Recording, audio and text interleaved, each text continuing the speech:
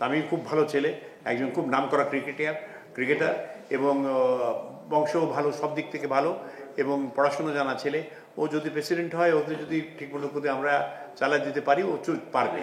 আমরা আমাদের দলের থেকে তামিম ইকবালকে আমরা বিসিবির প্রেসিডেন্টের জন্যে বলেছি যে আমরা আমাদের প্যানেল আসবে, সেখানে তামিম ইকবাল আমাদের ক্যান্ডিডেট হবে। আমার পরে অনেক প্রেশার ছিল, কিন্তু আমি বলে দিচ্ছি যে আমি হতে পারবো না, আমি দুই জায়গায় করতে পারবো না, কারণ এখানে ডুবরে আমার সময় দিলে আমি ওখানে যেয়ে নির্বাচন করতে পারবো না। আমি সেজন্য যাইনি ওখানে, কিন্তু আমি তামিমকে বলেছি। তামিমের সাথে আমার রোজই কথা হয়, কালকেও কথা হয়েছে।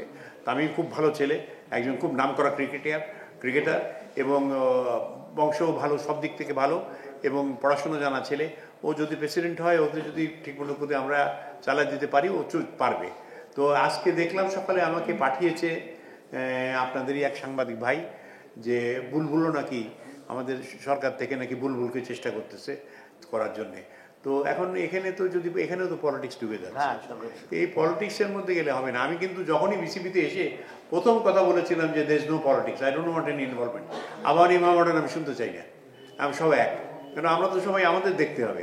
ওই সময় কিন্তু আমি আসার আগে সামির চৌধুরী সাহেব ওই আবার ইমামডান করে রাখছিলেন, সেইগুলো ছিল না। তো এখনও দেখা যাক কি হয়, ইনশাল্লাহ কিছুটা ভালো হবেই।